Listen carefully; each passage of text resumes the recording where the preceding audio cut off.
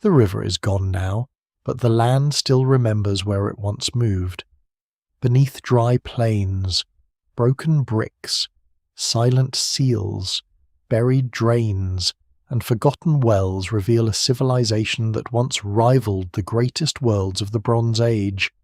Yet unlike Egypt or Mesopotamia, its people left no readable voice behind.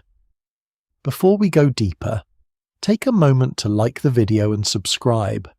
If this is the kind of history and mystery you enjoy, the river is gone, but the land still remembers where it once moved. Across the dry plains of northwestern India and Pakistan, there are places where the earth lies in long, pale scars, curving through fields and desert margins like the ghost of water. In the heat, these old channels can seem almost imaginary. They hold no broad, shining current now, no boat traffic, no wet banks pressed by thousands of feet. Wind moves over them instead. Dust collects in shallow depressions. Thorn scrub grows where reeds may once have stood. Villages rise nearby. Modern roads cross the old beds without ceremony. And yet beneath the soil there are bricks, beads, bones, drains, hearths, seals, storage jars, and the broken edges of a world that once organized itself around water with astonishing confidence. Before we go deeper, take a moment to like the video and subscribe.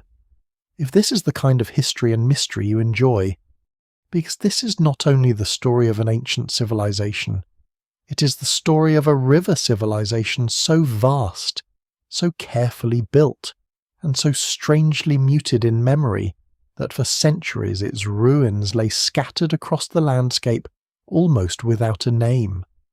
The people who lived here did not leave behind monuments that shout across time in the manner of pyramids or royal tombs. They did not carve long victory scenes into cliffs, showing kings trampling enemies beneath chariot wheels. They did not preserve a surviving epic that later generations copied, recited, and wrapped in sacred authority.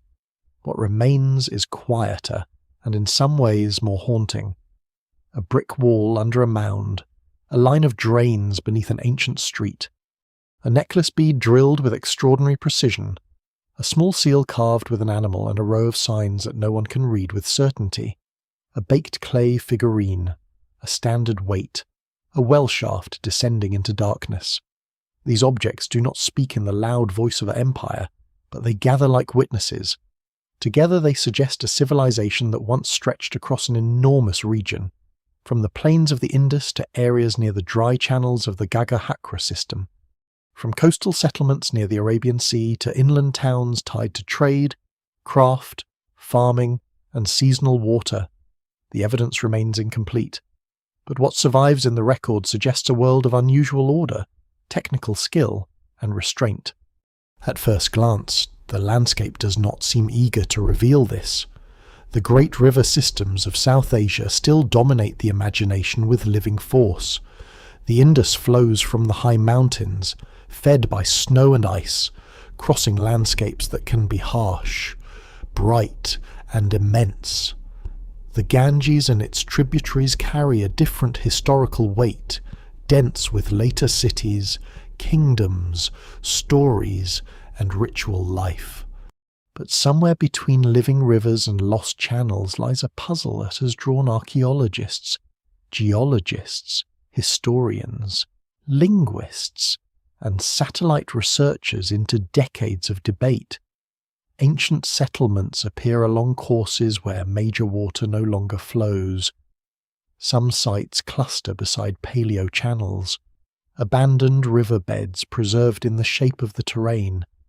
Others rise near rivers that have shifted, weakened, or changed behavior over thousands of years.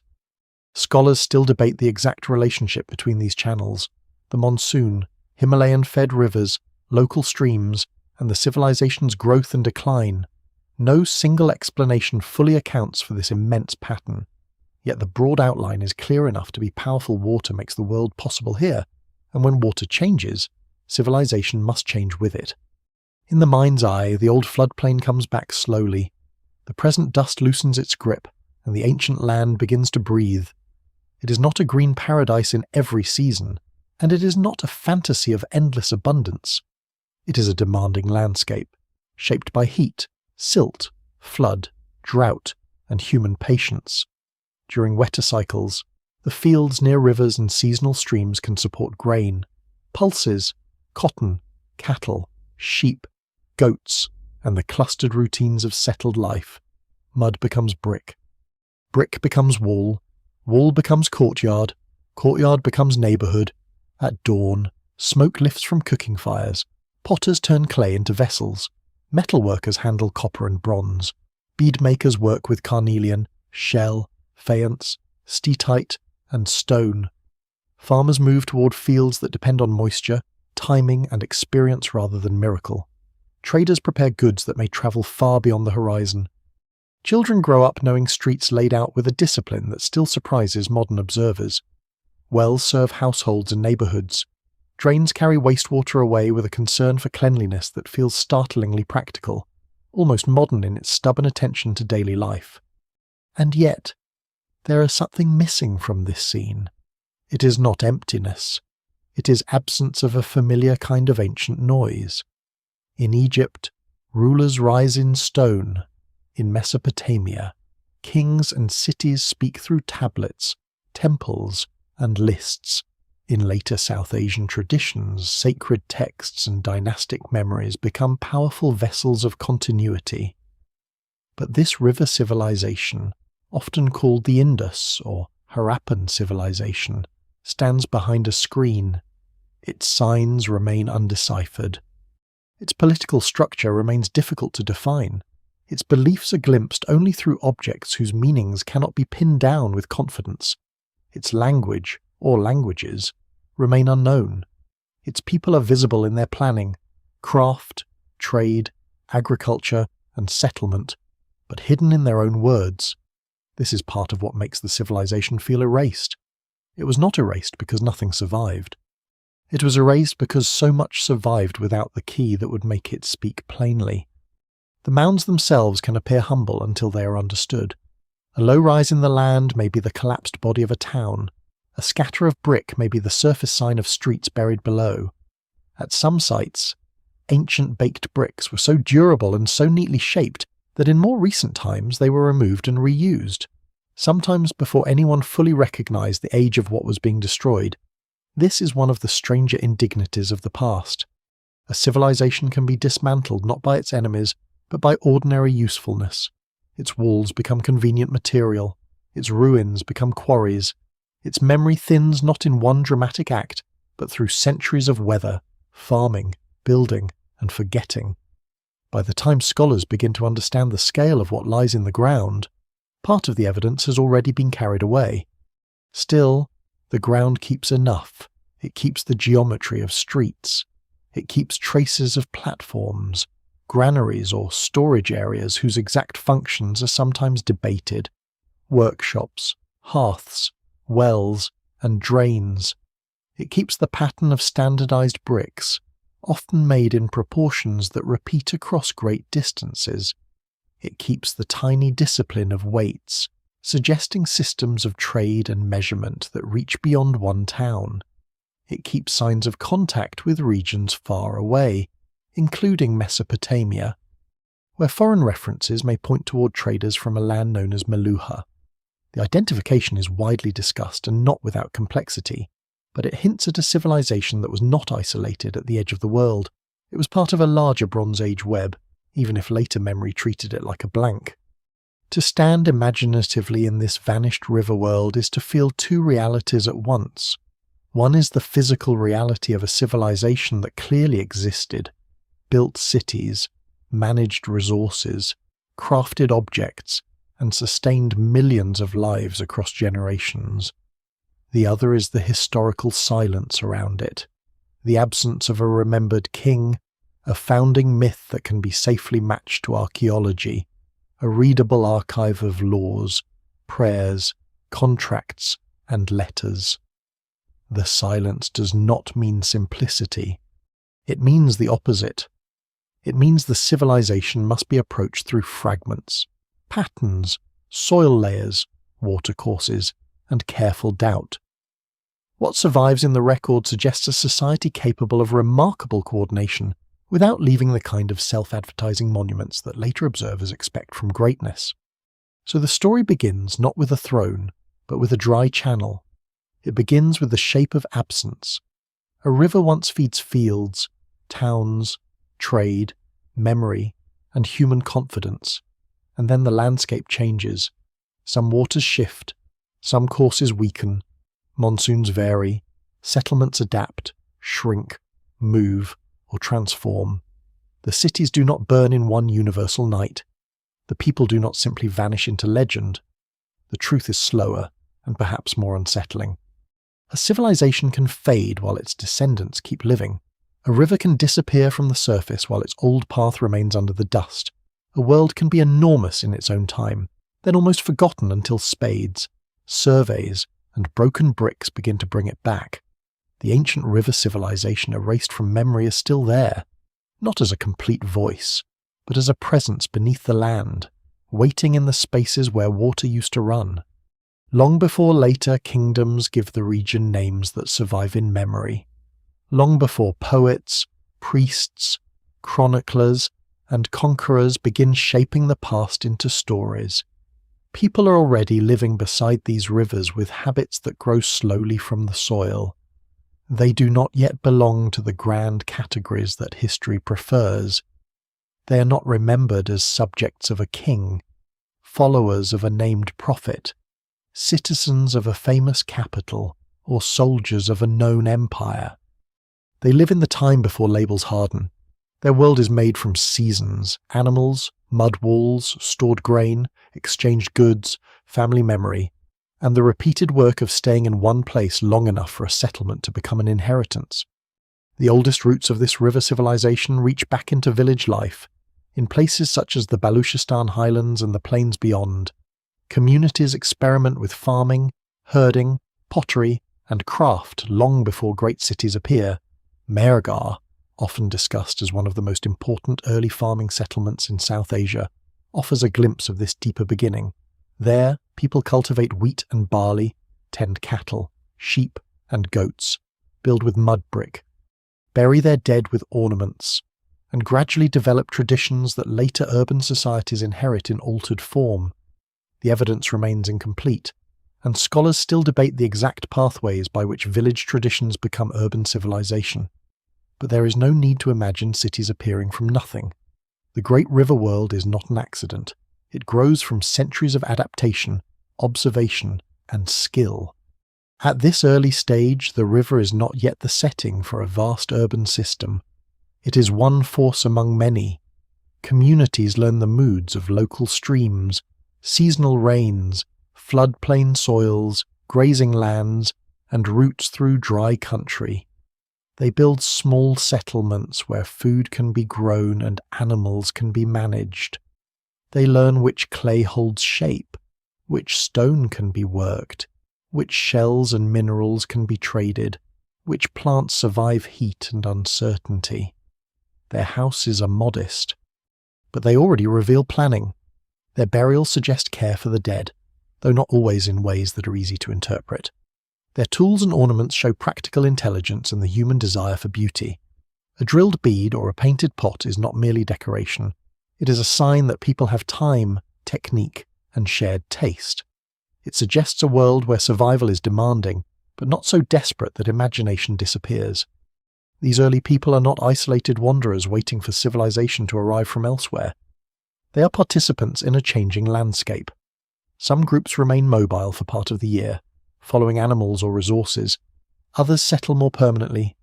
Many likely move between forms of life that modern categories separate too neatly.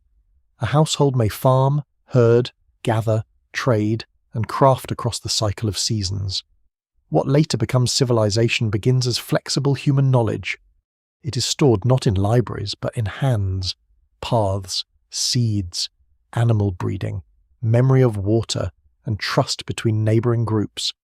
No single explanation fully accounts for how this becomes the mature Harappan world, but the long preparation matters. The cities are built by people whose ancestors have already spent generations learning how to make land productive without assuming it will always be kind. The river plains draw settlement because they offer possibility, not because they offer certainty. Floods can enrich fields, but they can also destroy walls. Rain can come generously, poorly, or at the wrong moment. River channels can shift, salts can rise in soils, herds can fail, crops can be lost. The people who live here must become careful readers of land. Over time, this attention produces patterns. Villages appear in places suited to farming and exchange. Pottery styles develop regional character. Mud brick architecture becomes familiar. Storage becomes more important. Craft specialization begins to deepen. Some settlements grow larger than others, perhaps because they sit near better land, important routes, or valuable resources. The difference between a village and a town is not merely size. It is the increasing thickness of dependence, the way more lives become tied to more tasks that no one household can perform alone. A surprising detail from this long early period is the gradual emergence of techniques that seem humble at first, but later support urban life on a large scale. Standardized brick making, careful bead production, copper working, and systems of storage do not belong only to the final polished stage of civilization. They develop through repeated practice. A brick proportion that becomes common across distant settlements hints at shared habits, and perhaps shared ideals of construction. Bead drilling, especially in hard stones such as carnelian, requires patience and specialized tools. Cotton, which appears in the region early compared with many other parts of the ancient world, suggests experimentation with fibers, clothing, and trade goods that may have carried value far beyond local use. These details are small, but small things are often the bones of civilization. The people themselves remain difficult to name. This is where the silence grows deeper. Later history likes ancestry to be tidy, but the deep past rarely obeys. The populations of the northwestern subcontinent are shaped by layers of movement. Local continuity, contact with neighbouring regions, and long biological and cultural change. Archaeology can show settlement patterns, food remains, craft traditions, and burial customs. Ancient DNA, where available, adds another kind of evidence. But the picture remains limited and uneven. It is tempting to attach these people too quickly to later identities, languages, or traditions, yet that temptation can flatten the past. What survives in the record suggests a complex population before later historical names dominate the landscape. They are ancestors in a broad human sense, but they are not easily reduced to any single later category. They also live before the region's later sacred and political geography takes its familiar form. The great textual traditions associated with South Asia belong to later worlds of memory, language, and ritual, and their relationship to the older urban civilization is one of the most debated subjects in ancient history. There may be continuities in symbols, practices, crops, animals, and settlement habits, but continuity is not the same as a clear written bridge. Scholars still debate how much can be traced directly and how much belongs to later reinterpretation. The people of the ancient river world do not step forward and explain themselves. Their names are missing. Their voices are locked behind signs that remain unread. Their gods, if that word can even be used safely, are known only through objects whose meanings may have shifted across households and regions. Still, their presence is intimate. They grind grain, they plaster walls, they shape clay with wet hands, they lead cattle through dust, they repair roofs after rain, they bury infants, elders, and perhaps honoured members of households with gestures that cannot be fully recovered. They exchange goods with people whose dialects may differ from their own. They learn the landscape not as a map, but as a lived body of roots, wells, grazing places, fields, and river moods, generation by generation. The ordinary accumulates, a settlement grows, a craft becomes finer, a local tradition spreads, a shared way of building becomes recognizable across distance. No trumpet announces the birth of civilization. It arrives like a rising water table, slowly, silently, until the ground itself has changed. Before the names are written, Then, there is already history.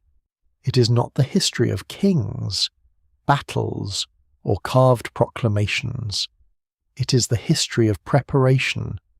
The erased river civilization begins in these older human choices, in villages that learn permanence without yet becoming cities, in families that trust grain to storage jars, in artisans who refine skill across generations, and in communities that discover how much order can be drawn from mud, water, cattle, seed, and time. When the first true cities finally rise from the floodplains, they do not rise as strangers. They rise from a world that has been learning how to become them for thousands of years. As the older village world thickens into something larger, the floodplains begin to gather people with a force that is almost gravitational. A family can live beside a field, a village can live beside a stream, but a city needs more than fertile soil. It needs repeated confidence. It needs enough food to feed people who do not all farm. It needs routes by which stone, shell, timber, metal, livestock, grain, and ideas can move. It needs habits of measurement, shared building practices, and some way of making strangers behave as if they belong to the same order. Along the ancient river systems of the Indus world, these conditions slowly come together.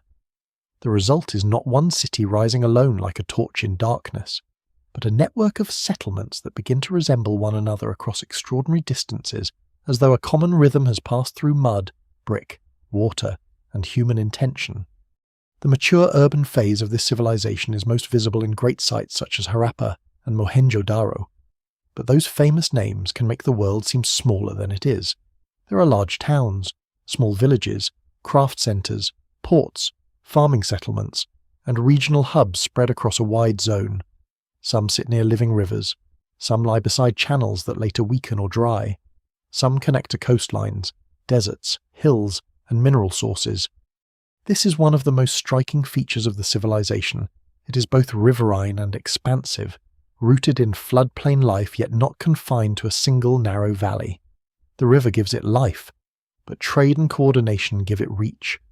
What survives in the record suggests that by the 3rd millennium BCE, this world has become one of the major urban traditions of the Bronze Age, standing beside Egypt and Mesopotamia, though speaking to the present in a much quieter voice.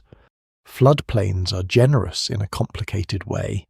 They create soils that can be renewed by silt, support grazing, and make transport easier when channels are navigable or seasonally useful. They also demand respect. Water can shift, rise, withdraw, and leave behind both fertility and danger. The people who build these cities do not simply place walls on the land. They negotiate with it. Streets are laid out with attention to drainage. Houses are built from brick, often baked or sun-dried depending on need and location. Wells are placed within neighbourhoods and sometimes inside private homes. Platforms and raised areas may help protect important structures from water or mark zones of civic use, though scholars still debate the exact function of some large buildings. A city here is not a monument to a single ruler's vanity. It is a working system, shaped by the repeated problems of water, waste, storage, movement, and heat. Mohenjo-Daro, rising from the plains of Sindh, offers one of the most vivid impressions of this urban confidence. Its streets run in planned lines. Its brickwork shows consistency. Its drains are covered, inspected, repaired, and integrated into domestic spaces. The famous Great Bath, with its carefully fitted brickwork and bitumen waterproofing, suggests communal or ritual use, though the precise meaning remains uncertain. It is a strange and memorable structure, not because it is immense by the standards of later architecture, but because it concentrates attention on water itself. In a civilization where rivers matter so deeply, a built basin lined, sealed, and set apart becomes more than an engineering feature. It hints at social practices that may have joined cleanliness, ceremony, status, and shared identity. The evidence remains incomplete, and no single interpretation can claim final victory. But the care invested in the structure is undeniable. Harappa, farther north, reveals another face of the same world. It is not merely a sister city, but a long-lived settlement with complex phases of growth, rebuilding, and change. Its mounds preserve evidence of craft production, storage, habitation, and administration. Standardized weights appear, as do seals and ceilings that suggest systems of control, exchange, or identification. Bricks made in recurring proportions show that builders across distant places follow common conventions. This is easy to underestimate. In a world without printed manuals, modern surveying equipment, or centralized bureaucracies that can be read in surviving documents, repeated standards across vast distances are a powerful clue. They do not prove a single empire in the familiar sense, but they do suggest shared practices strong enough to bind settlements into a recognizable civilization. The cities are not only large, they're unusually disciplined in their ordinary details. Many ancient societies produce spectacular monuments, while leaving ordinary neighborhoods crowded, muddy, and chaotic. The Harappan world often seems to reverse that expectation. Its greatness appears in drains, wells, street grids, brick ratios, and craft standardization. This does not mean life is equal, peaceful, or simple. Differences in house size, access to goods, craft specialization, and burial treatment suggest social distinctions. Yet the archaeological record does not display the same obvious theatrical inequality seen in some other Bronze Age societies. There are no colossal royal statues staring down from temple fronts, no vast royal tombs packed with sacrificed attendants, no palaces that clearly dominate every other building. The city's order feels distributed through infrastructure rather than shouted from a throne. A lesser-known detail lies in the sheer number and placement of wells at some sites, especially Mohenjo-Daro. Water access seems woven deeply into the urban fabric. This matters in a hot environment where daily life depends not only on drinking water, but on cooking, washing, craft work, animals, and the constant management of dust and waste. The presence of many wells may indicate household independence, neighborhood organization, or a civic concern with reliable supply. It also reminds us that a river civilization is not sustained by rivers alone. It is sustained by technologies of capture, storage, lifting, channeling, and disposal. The Great River may define the region, but the city survives through countless smaller acts of water management repeated every day. The rise of these cities also depends on food, wheat, barley, pulses, sesame, dates, and other crops are part of the agricultural base, while cattle hold enormous importance.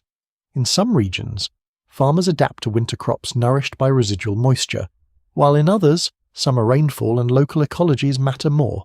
Scholars still debate the balance between rainfall, floodwater farming, irrigation, and local water control across different areas, because the civilization covers too much ecological variety for one model to explain everything. What is clear is that the urban system requires surplus and coordination.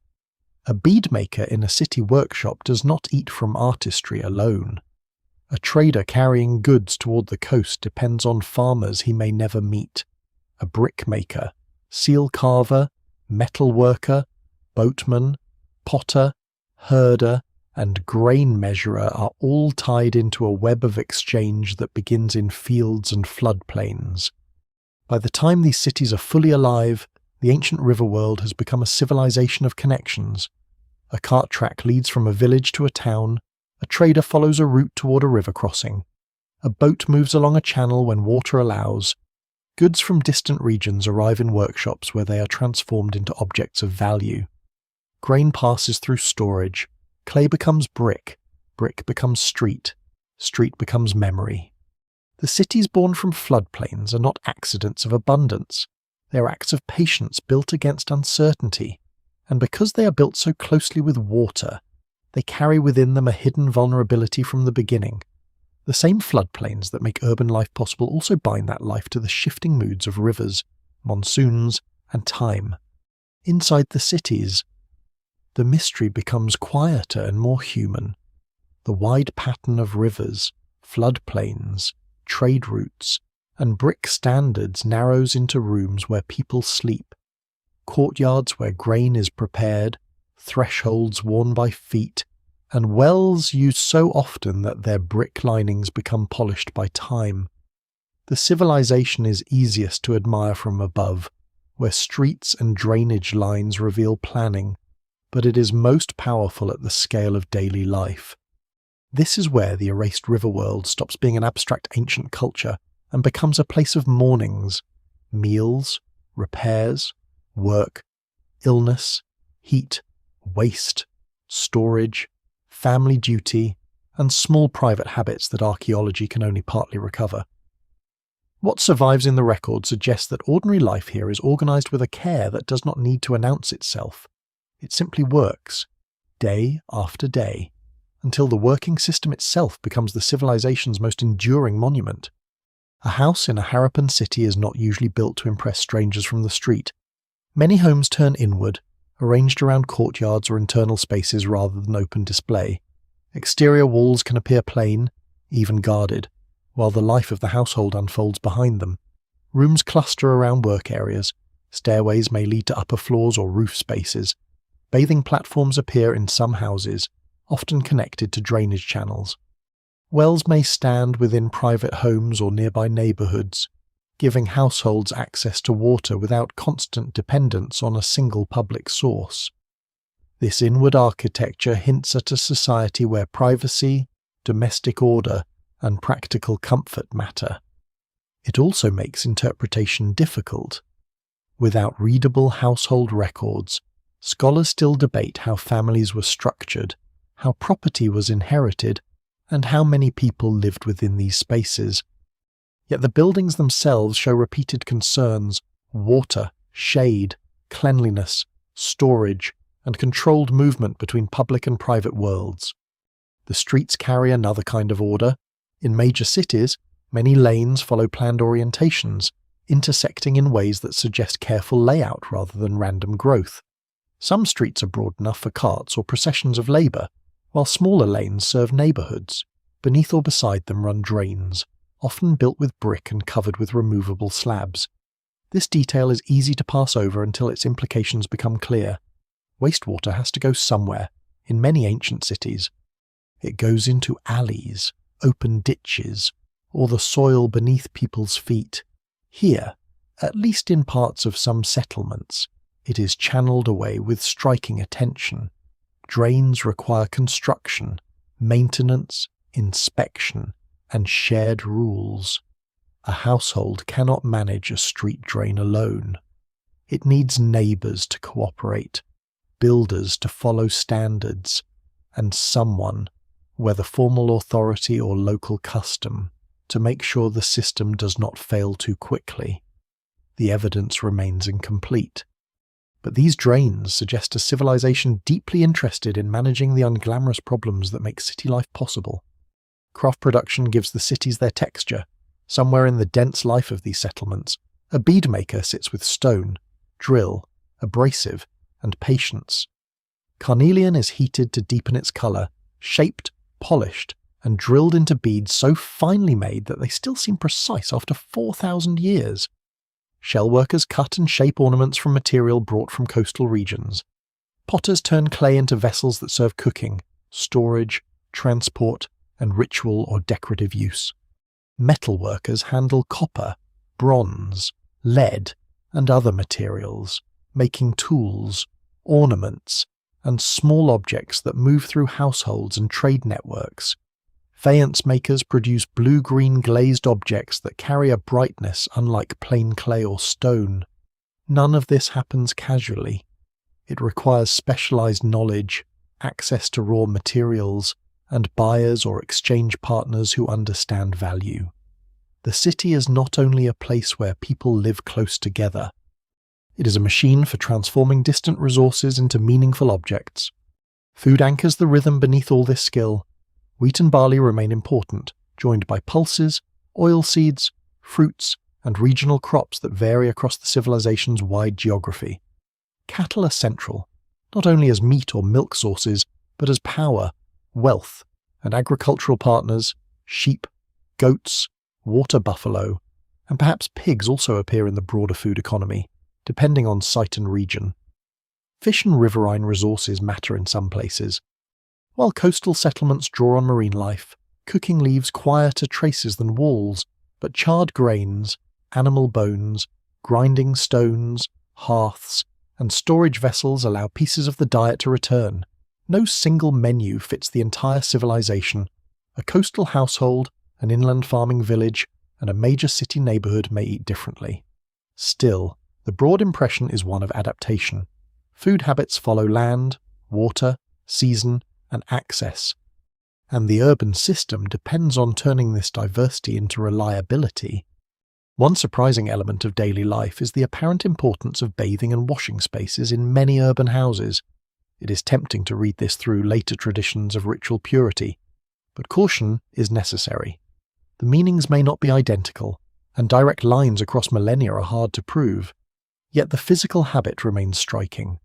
Bathing platforms, drains, wells, and water management show that cleanliness, comfort, craft needs, or some combination of these concerns is built into domestic architecture.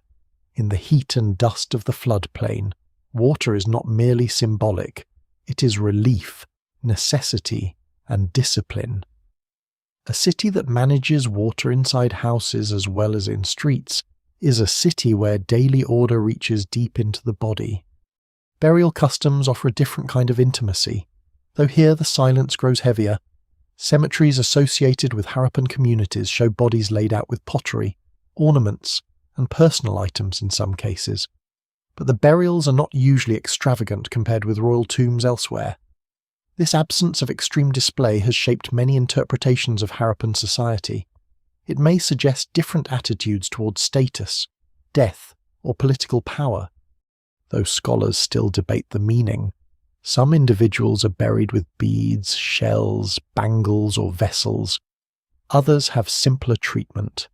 Children, adults, men, and women appear in patterns that are still being studied. The dead do not reveal a single clear hierarchy. Instead, they leave hints of care, identity, and difference without giving up the full structure of belief behind them. Daily life also includes play, adornment, and gestures that feel unexpectedly close. Terracotta toys, animal figurines, carts with movable parts, dice-like objects, bangles, combs, cosmetic items, and ornaments suggest a world not limited to labour. People decorate bodies, entertain children, mark identity, and perhaps play games of chance or skill. Some small objects may have ritual meanings, others may simply belong to the ordinary pleasures of life. The line is not always clear. A figurine can be a toy, an offering, a teaching object, or something else entirely. Archaeology sees the object, not the hand that last used it. The hidden order of this civilization lies in these modest details. It is not hidden because it is invisible, but because it does not match the usual image of ancient grandeur. The cities do not ask to be remembered through colossal statues. They ask to be understood through wells, drains, brick floors, bead workshops, cooking vessels, and the repeated geometry of streets. Their sophistication is practical, domestic, and civic. It lives in the management of ordinary needs at an extraordinary scale. And as the story moves outward again, from rooms and courtyards back toward rivers and trade routes, this quiet order becomes even more remarkable, because it depends on something both powerful and unstable, the long obedience of water. The river is more than scenery in this civilization. It is the first road, the first boundary, the first danger, the first promise. It feeds fields, softens clay, carries silt, attracts animals, opens routes, and teaches people to organize their lives around timing. In a world where the written voice remains locked behind undeciphered signs, the rivers become one of the clearest texts left behind. Their channels, abandoned beds, flood deposits, and settlement patterns speak in a language of movement. They show that the Harappan world is not simply built beside water. It is built through water. Every brick, crop, well, drain, boat, trade route, and season is touched by it in some way. And yet that same dependence means the civilization is always living with a quiet risk. The river is a living machine, but no human society fully controls the machine that sustains it. Along the floodplains, water does not behave like a fixed wall on a map. It wanders, divides, floods, abandons old beds, cuts new ones, and changes character across generations. Some rivers are fed by snowmelt from the high mountains. Others depend more heavily on monsoon rains and seasonal flow. Some channels carry water strongly in one age and weakly in another. This matters because settlements are not temporary camps. They are investments of labour and memory. A town means walls, wells, storage areas, streets, workshops, fields, paths, and social ties. When a river shifts away, the loss is not only physical, it changes the value of land, the reliability of crops, the movement of goods, and the confidence that tomorrow will resemble yesterday. Scholars still debate the exact behaviour of particular ancient channels, especially in the Gagga-Hakra region. But the broader principle is clear river landscapes are dynamic, and the civilization grows inside that dynamism rather than outside it. In the best years, this water system creates abundance without needing the same kind of massive canal irrigation associated with some other ancient societies. Farming in parts of the Harappan world may rely on winter crops planted after floods or rains have left moisture in the soil. Elsewhere, summer monsoon patterns, local streams, wells, and small-scale water control may play a greater role.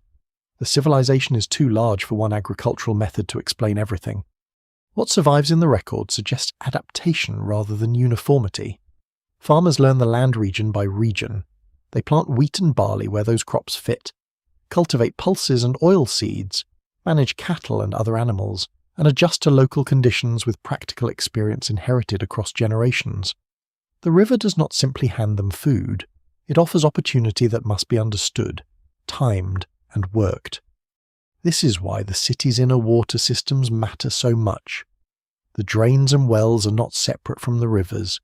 They are smaller versions of the same idea: water must be guided, used, cleaned away, and respected. In Mohenjo-Daro and other settlements, wells provide steady access to groundwater. Bathing areas and drains move wastewater away from houses. Street drainage reduces the chaos that dense habitation can create. The great river may bring silt and long-distance connection, but the household well brings survival into the courtyard. The covered drain beneath a lane turns civic discipline into a daily habit. A civilization that can organize wastewater is not merely clever. It understands that urban life fails when small necessities are ignored. Water also shapes labor. It determines when fields are prepared, when animals are moved, when bricks dry, when boats can travel, when roads become passable or useless, when wells must be deepened, and when stored grain becomes the difference between calm and fear. The making of brick itself depends on water and clay. Mud must be mixed, shaped, dried, and sometimes fired. Baked bricks require fuel, which brings another layer of resource management. Large-scale construction is therefore a chain of dependencies: riverine clay, human labour, fuel, planning, transport, and the social ability to make many people follow shared proportions. A wall in a Harappan city is not only architecture, it is condensed landscape. The river also works as a route of exchange. Boats may move along navigable channels, while carts and pack animals follow land routes between river crossings, settlements, and resource zones. Goods move from mountains, deserts, coasts, and plains into the urban network. Shell from the sea becomes ornament. Stone from distant sources becomes beads. Copper and other metals travel from mineral regions into workshops, timber, grain, cotton, and crafted objects enter systems of exchange that likely depend on both water and overland movement. The evidence remains incomplete, especially because organic materials vanish more easily than stone, metal, and fired clay. But the distribution of goods shows a world in motion. The river is not merely an agricultural source, it is a connector, a corridor, and sometimes a border between communities that still share a broader material culture. There is also a more elusive relationship between water and belief. The Great Bath at Mohenjo-Daro remains one of the most discussed structures in the civilization, partly because it is so carefully made, and partly because its meaning is still uncertain. Its waterproofing, steps, surrounding rooms, and prominent positions suggest that water is not only practical there, it may have held ceremonial, communal, or status-related significance. Yet caution is important. The evidence does not allow a complete reconstruction of ritual life. Later South Asian traditions give water profound religious importance, but direct continuity cannot simply be assumed. Still, the presence of such a structure within a city already filled with wells, bathing spaces, and drains hints that water occupies more than one level of meaning. It cleans, cools, nourishes, transports, and perhaps transforms. The most surprising thing may be how ordinary this dependence would have felt to the people living inside it. No one waking before dawn in a Harappan house thinks of their civilization as a hydraulic puzzle waiting to be solved by future scholars. They think of the jar that must be filled, the field that must be checked, the animal that needs water, the drain that must not clog, the mud brick that must dry, the boat that may arrive, the flood that may help or ruin. The river is not an abstract system. It is morning labour and evening relief. It is a smell in the air before rain, a line of wet silt after floodwater withdraws, a familiar path to a well, a dangerous current, a field made dark and rich by new deposits. Yet the hidden vulnerability remains. A civilization so deeply tuned to water can flourish brilliantly when the rhythms are favourable. But it can suffer when those rhythms change. If monsoon patterns weaken, if channels migrate, if floods become less reliable in some regions or more destructive in others, if groundwater shifts, if trade routes tied to river movement become harder to use, then the great order of streets and wells cannot remain untouched.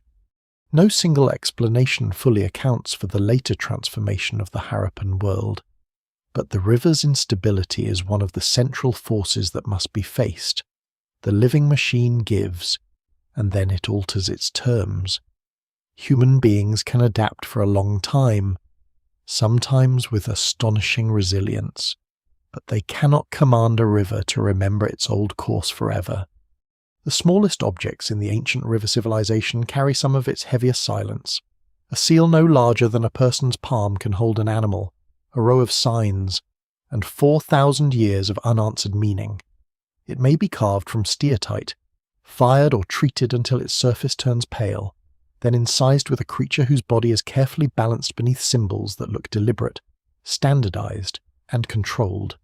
Some seals show bulls with powerful shoulders, others show elephants. Rhinoceroses, tigers, water buffalo, composite or uncertain animals, and the famous one-horned creature often called a unicorn, though that name belongs more to modern convenience than ancient certainty. Above them are signs, short sequences of marks repeated across seals, tablets, pottery, copper objects, and other materials. They are not random scratches. They belong to a system, yet the system refuses to open. This is one of the central mysteries of the Harappan world.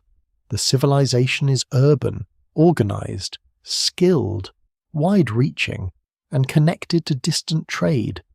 But its written or symbolic record remains undeciphered. Unlike Egypt, which eventually gave modern scholars long inscriptions and bilingual clues, or Mesopotamia, with thousands of clay tablets preserving administration, literature, law, and letters. The Indus script survives mostly in brief texts. Many inscriptions contain only a handful of signs. Longer examples are rare. There is no known equivalent of a Rosetta Stone. There is no confirmed bilingual inscription that securely pairs the signs with a known ancient language. There is no library of tablets waiting to be read line by line. What survives is enough to prove pattern, but not enough to surrender voice easily. Scholars still debate whether the signs represent a full writing system, a logosyllabic script, a set of symbols tied to names and titles, or some other form of communication. The evidence remains incomplete, and the silence deepens precisely because the signs appear so intentional. The seals themselves may have served practical roles in trade, administration, identity, or ownership. Many have a boss on the back, allowing them to be held, worn, or pressed into soft material.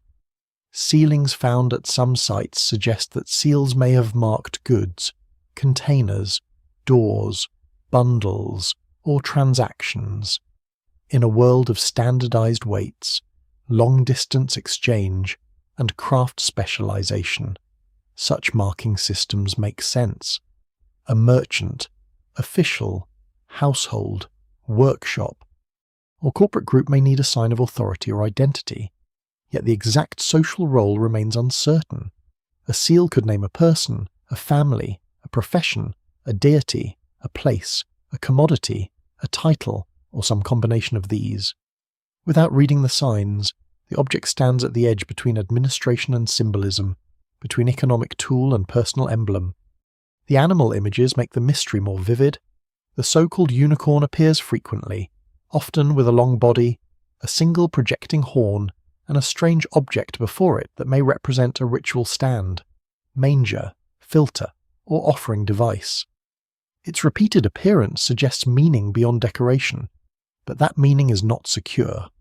Real animals are also shown with great care, and their selection may reflect local ecology, power, myth, clan identity, trade groups, or symbolic associations that have not survived in readable form.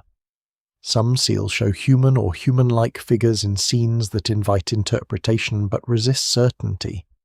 One famous figure seated in a posture that some compare to later yogic or divine imagery has often been discussed, sometimes too confidently. It may hint at ritual or authority, but claims that identify it directly with later gods remain debated and cannot be treated as established fact. The record suggests a symbolic world rich enough to matter deeply, but the key to that world has not been found. The script's brevity is one of the great obstacles. A short inscription can reveal structure, but it gives little context. If a seal reads only as a name or title, then even a correct decipherment would be hard to prove without longer texts. Researchers have counted signs, studied their order, compared frequencies, examined directionality, and tested whether the patterns resemble language. Many inscriptions appear to run from right to left, though not every case is simple. Some signs occur often at the beginning or end of sequences, suggesting rules. Certain combinations repeat. This makes the system feel linguistic or at least highly structured. Still, uncertainty remains. The lack of long inscriptions means that even sophisticated statistical analysis cannot fully replace missing context. The unknown language behind the signs makes the problem even harder. Several possibilities have been proposed. Some scholars have argued for a Dravidian language. Others have suggested links to Indo-Aryan, Munda, or a lost language family with no direct modern descendant. Each proposal carries arguments, weaknesses, and debates. The Dravidian hypothesis has received serious attention, especially because Dravidian languages are historically important in South Asia and may once have had a wider distribution, but it is not proven. Attempts to assign specific sound values to signs often depend on chains of inference that remain contested. Popular claims sometimes announce decipherment with great confidence, but most have not convinced the wider scholarly community. No single explanation fully accounts for all the evidence, for now. The safest statement is also the most frustrating. The signs are real, repeated, and meaningful, but their language is still unknown. This unreadability changes the emotional weight of the civilization. A brick drain can show engineering, a bead can show craft, a skeleton can show age, diet, disease, or burial practice. A seal shows intention that reaches toward language, then stops just beyond hearing. It is as if the people of the river world stand behind a thick wall of glass. Their hands are visible, their tools are visible, their houses are visible, their trade is visible, their signs are visible, their words are not. This is why the civilization feels erased even when its ruins survive in great number. Memory depends not only on material remains, but on recoverable voice.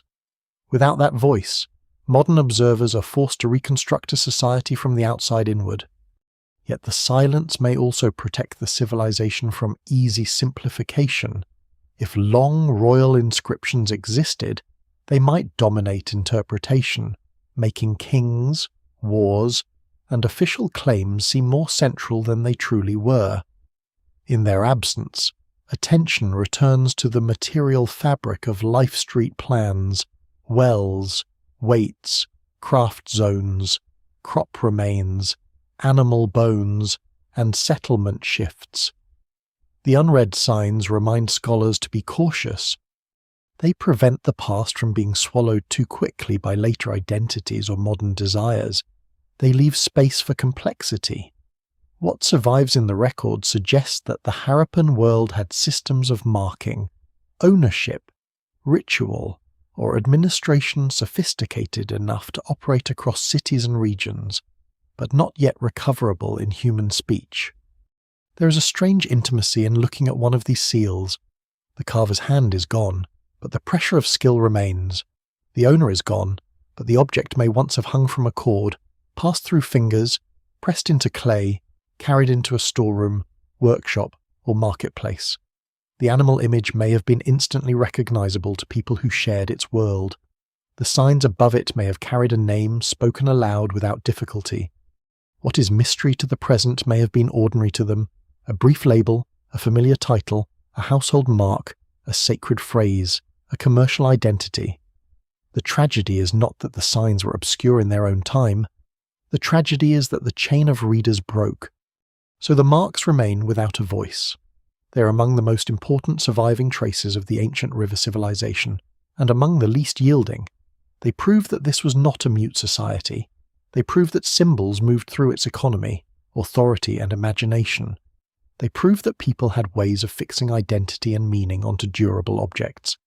But until the signs can be read with confidence, the civilization's inner names stay hidden. The river may have lost its channel. The cities may have lost their crowds, and the seals may have lost their readers, yet the marks themselves endure, small, patient, and exact, waiting like closed doors in the dust. Beyond the streets, wells, drains, and seals, the ancient river civilization stretches outward along routes that tie it to a wider Bronze Age world. It is tempting to imagine these cities as silent and self-contained because their script remains unread, but the objects tell a different story. This civilization is connected. Its people are not living at the edge of history, unaware of distant lands. They know mountains, deserts, coasts, river crossings, mineral sources, shell beds, timber zones, grazing routes, and sea lanes. Some of these routes are short and familiar, walked by farmers, herders, potters, and traders moving between nearby settlements. Others reach farther, passing through harsh country and across waters toward places where the Harappan world becomes known indirectly, not through its own surviving words, but through foreign traces, imported goods, and the faint reflections it leaves in other civilizations' records. Trade begins with need, but it does not end there. A city requires raw materials that the floodplain cannot provide in sufficient variety. The plains offer clay, grain, cattle, water, and labour, but not every stone, metal, shell, or luxury material desired by skilled artisans and urban households. Copper comes from mineral-rich regions. Semi-precious stones travel from distant sources. Lapis lazuli from Afghanistan, carnelian from regions such as Gujarat, shell from coastal areas, timber from uplands, and other materials move through networks that must have involved many hands.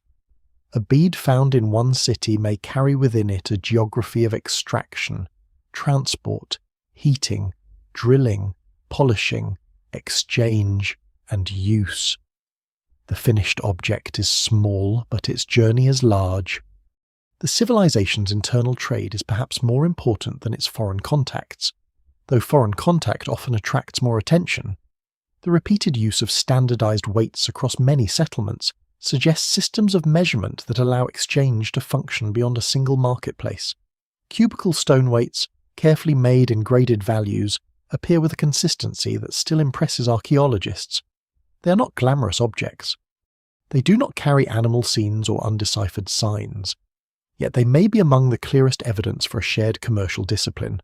A trader weighing grain, metal, beads, or other goods needs trust in the measure. A craftsman receiving raw material needs fairness or at least predictability.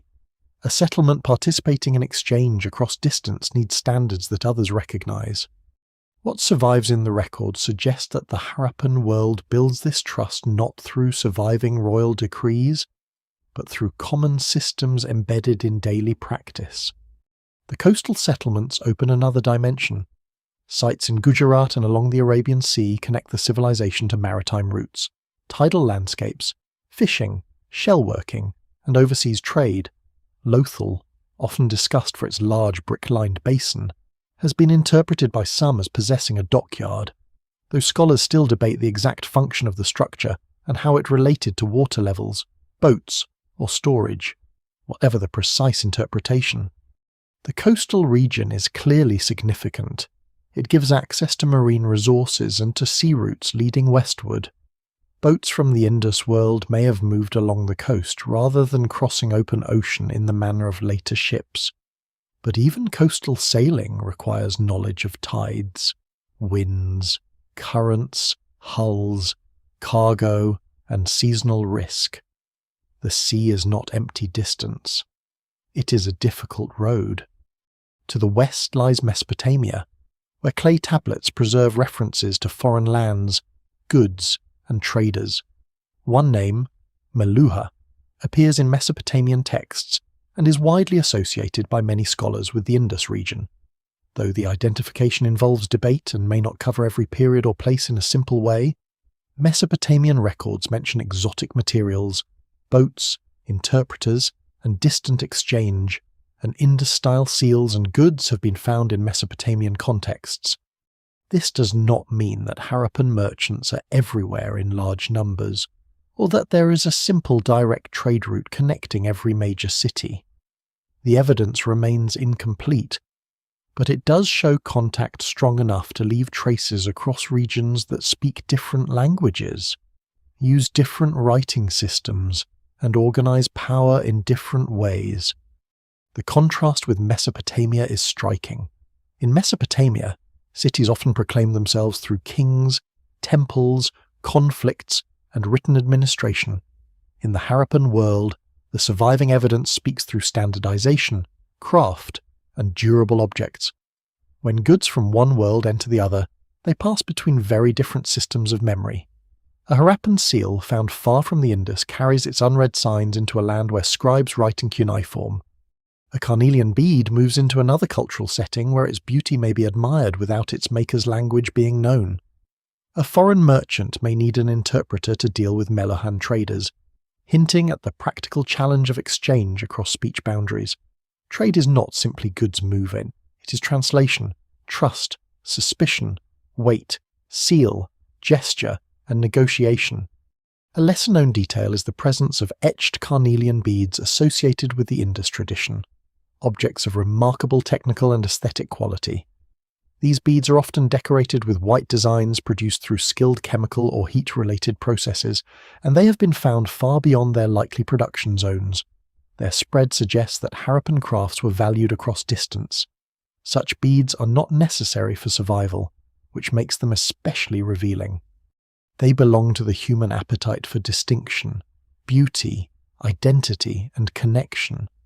A person wearing one may be displaying wealth, status, taste, foreign contact, ritual significance, or membership in a particular social world. The exact meaning may change from place to place, but the bead's journey shows how a civilization can travel in miniature. Trade also creates vulnerability. A city that depends on distant copper, shell, stone, or exchange partners is tied to conditions beyond its fields. If river routes shift, if coastal access changes, if political disruption affects Western partners, if local production falters, if climate stress reduces surplus, trade networks can thin. This does not require a single dramatic catastrophe. Networks can weaken gradually, with fewer goods moving, fewer specialists supported, fewer distant contacts maintained. The archaeological record of the later Harappan period suggests changes in craft production, settlement distribution, and long-distance exchange, though the pace and causes vary by region. No single explanation fully accounts for the transformation. Still, the great connected world of the mature cities depends on a balance between local stability and distant movement, and that balance is never permanent. The routes themselves must have carried more than material goods. They carried techniques, stories, symbols, diseases, marriage ties, rumours, religious ideas, and knowledge of other landscapes. A trader returning from the coast brings not only shell, but news of tides and boats. A metal worker receives copper and learns which source is reliable. A bead maker knows the difference between stones from different regions. A herder travelling between ecological zones shares information about pasture and weather. A seal impression on a bundle may carry authority across a distance where the owner is absent.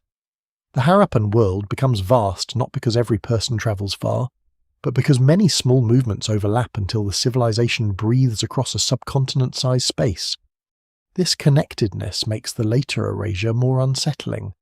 A society tied to Mesopotamia, Oman, Afghanistan, Gujarat, Baluchistan, the Indus Plains, and the dry river regions is not obscure in its own time. It is participant in the Bronze Age world.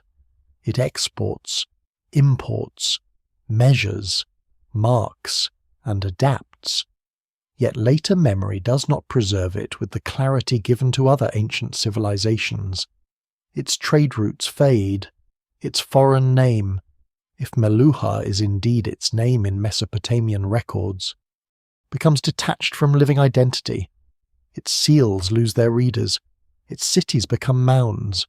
The beads remain bright, the weights remain exact, and the shell ornaments remain delicate, but the human voices behind them fall silent. Across distant horizons, then, the ancient river civilization is both present and absent.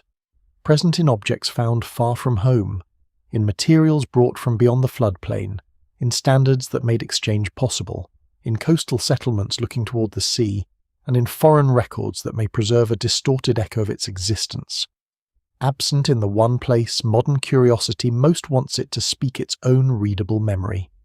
The civilization moves through the ancient world like a trader whose goods are recognized everywhere, but whose name is forgotten after he leaves the market.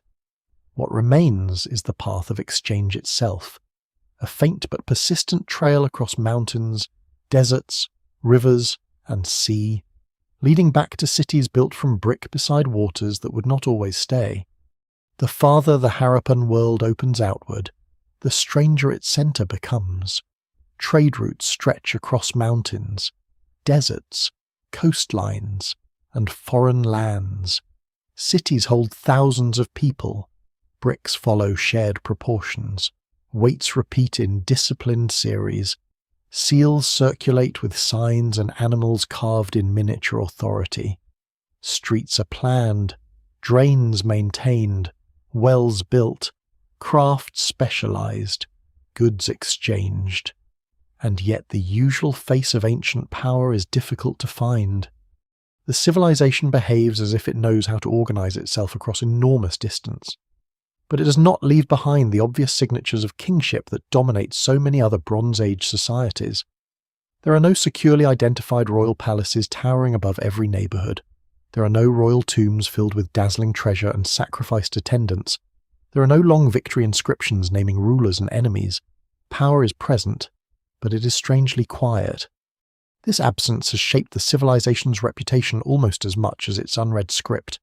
In Egypt, the ruler's body becomes a cosmic problem solved in stone. In Mesopotamia, kings boast in clay and monuments, attach their names to temples, and place themselves inside the memory of cities. In the Harappan world, authority seems to hide in systems rather than personalities. A standard brick is not a king, but it implies agreement. A covered drain is not a throne, but it implies maintenance. A cubicle weight is not a royal decree, but it implies shared rules. A seal impression is not a palace archive, but it implies control, identity, or accountability. What survives in the record suggests not the absence of power, but a form of power that modern observers find harder to personify. The cities do have divisions and elevated zones, at Mohenjo-Daro, Harappa, Dholavira, and other sites. Archaeologists identify areas sometimes described as citadels, lower towns, platforms, gateways, reservoirs, and large public or semi-public structures. These features show planning and labour on a scale that cannot be explained by household decisions alone. Someone coordinates work, someone mobilises brickmakers, carriers, builders, surveyors, water managers, and perhaps guards or supervisors. Yet the exact nature of that someone remains uncertain. It may not be a single king in the familiar sense. It may be councils, priestly groups, merchant elites, land-holding families, administrators, corporate lineages, or regional authorities whose power does not require monumental self-display. Scholars still debate these possibilities, because the evidence remains incomplete, and because the civilization refuses to provide the written labels that would settle the matter. Dholavira, on the island of Kadir in the salt desert region of Kutch, adds a striking layer to this puzzle. Its urban layout is distinctive, with massive stone architecture, arranged divisions, gateways, reservoirs, and a system for collecting and managing water in a harsh environment. Unlike many Harappan cities that rely heavily on brick, Dholavira makes memorable use of stone. Its planning suggests strong authority and technical intelligence. Yet even here the name of the ruling power is lost. One famous arrangement of large Indus signs was found there, possibly once mounted near a gateway. It looks almost like a message meant to be seen, but not one that can yet be heard. The lack of obvious royal tombs is equally important. Ancient rulers often announce themselves in death, turning burial into political theatre. The Harappan dead are treated with care, but not usually with the extravagant inequality seen in many other early states. Cemeteries show variation, ornaments, pottery, and different burial practices, but they do not reveal a class of god-kings buried under mountains of treasure. This does not prove that society is egalitarian. It only proves that hierarchy, if present, is not expressed in the expected way. Wealth may have been measured in land, cattle, grain, perishable goods, control of labour, ritual knowledge, trade access, or social position that did not survive archaeologically. The absence of royal splendour can be meaningful, but it can also mislead. Archaeology sees what lasts, and power is often very good at living in materials that vanish. Authority may have worked through standardization, the repeated brick ratio, the widespread weights, the shared seal tradition, similar craft styles, and broadly comparable urban habits suggest a civilization held together by conventions that many communities accept. This is not the same as a centralized empire. The Harappan world covers too much space and too much ecological variety to be imagined as a simple machine run from one capital. Regional differences are real, yet across that diversity there is a common grammar. People build in recognizable ways, they measure in recognizable ways, they mark goods in recognizable ways. Power may lie partly in the ability to preserve that grammar across distance. No single explanation fully accounts for the evidence, but the repeated patterns are too widespread to dismiss as coincidence. The surprising possibility is that Harappan authority may have been less theatrical than managerial. Its highest achievement may not have been conquest, but coordination. This is not a romantic claim that the civilization had no inequality or coercion. Large cities require labour, and labour is rarely organised without pressure, obligation, status, or control. Brick platforms do not build themselves. Drains do not clean themselves. Reservoirs do not maintain themselves. Craft specialists do not receive raw materials by accident. Behind the calm geometry of the streets there must be rules, expectations, punishments, negotiations, and social ranks. But unlike societies where power becomes a human figure carved in stone, Harappan power often appears as an outcome: a functioning city, a measured exchange, a repeated sign, a water system that keeps working. This makes the civilization difficult to narrate in the usual way. History prefers names. It prefers a founder, a dynasty, a conqueror, a rebel, a reformer, a last king looking over a doomed capital. The Harappan world offers none of these with certainty. Its leaders, if leaders is the right word, are faceless. Their authority is distributed through brick, seal, weight, street, reservoir, and habit. It may have been stable precisely because it did not depend on glorifying one man, or it may simply have expressed hierarchy through symbols that are now unreadable. What remains is a civilization of order without obvious kings. That order holds cities together for centuries, moves goods across great distances, and shapes life from courtyard drains to coastal trade. Yet the same quietness that makes it extraordinary also helps erase it. Without royal names cut deep into stone, later memory has fewer hooks. Without readable inscriptions, authority cannot introduce itself. The rulers of the river, whatever form they took, vanish more completely than the bricks they commanded. The old order does not break all at once. It begins with adjustments so small that people living through them may not think of collapse at all. A channel that once carries water reliably grows shallower in some seasons. A flood arrives late, or spreads differently across the plain. A well must be deepened. A field that gave good grain in one generation becomes less dependable in the next. A caravan route changes because the old crossing is no longer easy. The city still stands. Smoke still rises from houses. Beads are still drilled, pots still fired, cattle still driven toward water. But beneath the routines, the balance that made the river civilization possible begins to loosen. The living machine is changing its rhythm. Climate does not act like a single enemy arriving at the gate. It works through patterns, probabilities, and repeated inconvenience. The Harappan world grows during a period when monsoon systems and river environments support wide settlement across floodplains and semi-arid regions. But the 3rd and early 2nd millennium BCE bring changes that affect different areas in different ways. Many scholars connect the later transformation of the civilization with weakening monsoon rainfall, shifting river courses, and increasing aridity in some zones. The evidence remains incomplete, and no single climatic event can explain every settlement. But the broad picture is one of environmental stress interacting with human systems already spread across a vast landscape. The rivers themselves are central to this uncertainty. Some channels once associated with settlements no longer carry major flow. In the Gagahakra region, long dry beds and buried paleo-channels have prompted intense debate about whether a major Himalayan river once flowed there during the height of urban settlement, whether older rivers had already shifted away before the mature Harappan period, and how much local monsoon-fed water supported the communities along those courses. Scholars still debate the timing and scale of these changes.